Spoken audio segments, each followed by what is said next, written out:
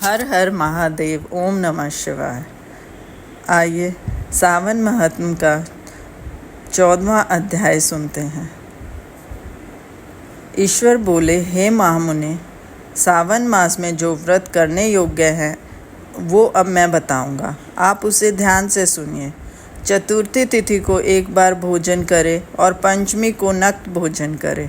स्वर्ण, चांदी, काष्ठ अथवा मिट्टी के 5 फणों वाला सुंदर नाग बनाकर पंचमी के दिन उस नाग की भक्तिपूर्वक पूजा करनी चाहिए। द्वार के दोनों ओर गोबर से बड़े बड़े नाग बनाएं और दधि, शुभ दुर्वकरों, कनेर, मालती, चंपा, चमेली के फूलों, गंधों, अक्षतों, धूप तथा मनोहर दीपों से उनकी विधिवत पूजा करें। इसके बाद ब्राह्मणों को घी, मोदक तथा खीर का भोजन कराएं। इसके बाद अनंत, वासुकी, शेष, पद्मना, कंबल, कार्टेक, अश्व, 8वां धृतराष्ट्र, शंखपाल, कालिय तथा तक्षक, इन सभी नागकुल के अधिपतियों को तथा इनकी माता कुद्रु को भी हल्दी और चंदन से दीवार पर लिखकर फूलों आदि से इनकी पूजा करें। उसके बाद बुद्धिमान को चाहिए कि वामी में प्रत्यक्ष नागों का पूजन करें और उन्हें दूध पिलाएं। घी तथा शक्कर मिश्रित पर्याप्त दूध उन्हें अर्पित करें। उस दिन व्यक्ति लोहे के पात्र में पूड़ी आदि न बनाए। नैवेद्य के लिए गोधूम का पायस भक्तिपूर्वक अर्पण करें। भुने हुए चने, धान का लावा तथा सर्पों को अर्पित करना चाहिए और स्वयं भी उन्हें ग्रहण करना चाहिए। बच्चों को भी यही खिलाना चाहिए, इससे उनके दांत मजबूत होते हैं।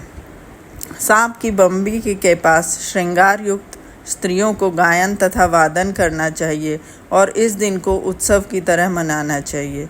इस विधि से व्रत करने पर सर्प के कभी भी भय नहीं होता है। विप्र, मैं लोगों के हित की कामना से आपसे कुछ और भी कहूँगा। हे महामुने, आप सुनिए। हे वत्स, नाग के द्वारा डसा गया मनुष्य मरने के बाद अधोगति को प्राप्त होता है और अधोगति में पहुंचकर वह तामसी सर्प होता है। उसकी निवृत्ति के लिए पूर्वोक्त विधि से एक भुक्त आदि समस्त कृत्य करें और ब्राह्मणों से नाग निर्माण तथा पूजा आदि आदरपूर्वक करवाएं। इस प्रकार 12 मासों में प्रत्येक मास में शुक्ल पक्ष की पंचमी तिथि को इस व्रत का अनुष्ठान करें और वर्ष के पूरा होने पर नागों के निमित्त ब्राह्मण तथा सन्यासियों को भोजन कराएं। किसी पुराण ज्ञाता ब्राह्मण को रत्न जड़ित स्वर्णिमय नाग और सभी उपस्कारों से युक्त तथा बछड़ों सहित गो दान करें। दान के समय सर्वव्यापी, सर्वज्ञामी, सब कुछ प्रदान करने वाले अनंत नारायण का स्मरण करते हुए यह कहना चाहिए, हे गोविंद, मेरे कुल में अगर कोई व्यक्ति सर्पदंश से अधोगति को प्राप्त हुए हैं, वे मेरे द्वारा किए गए व्रत तथा दान से मुक्त हो। ऐसा उच्चारण करके अक्षत युक्त तथा श्वेत चंदन मिश्रित जल वासुदेव के समक्ष भक्तिपूर्वक जल में छोड़ें।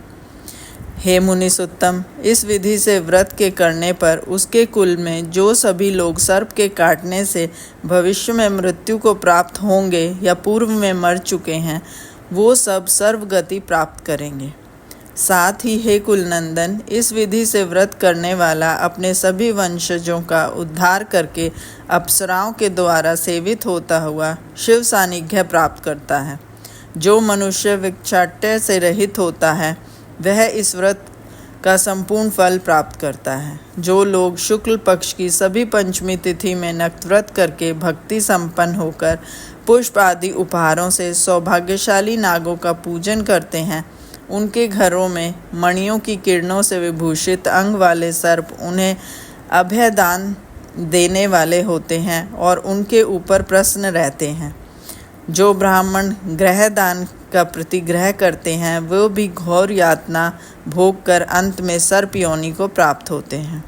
हे मुनिसुत्तम, जो कोई भी मनुष्य नाग हत्या के कारण इस लोक में मृत संतानों वाले अथवा पुत्रहीन होते हैं और जो कोई मनुष्य स्त्रियों की प्राप्ति कार्पण्य के कारण सर्प योनि में जाते हैं, कुछ लोग धरोहर रखकर उसे स्वयं ग्रहण कर लेते हैं अथवा मिथ्या भाषण के कारण सर्प होते हैं।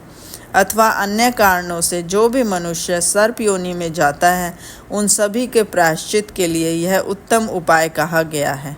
यदि कोई मनुष्य विक्षाक्य से रहित होकर नागपंचमी का व्रत करता है, तो उसके कल्याण के लिए सभी नागों के अधिपति शेष नाग तथा वासुकी हाथ जोड़कर प्रभु श्री हरि से तथा शिवजी से प्रार्थना करते हैं। तब शेष और वासुकी की प्रार्थना से प्रसन्न हुए परमेश्वर शिव तथा विष्णु उस व्यक्ति के सभी मनोरथ पूर्ण कर देते हैं।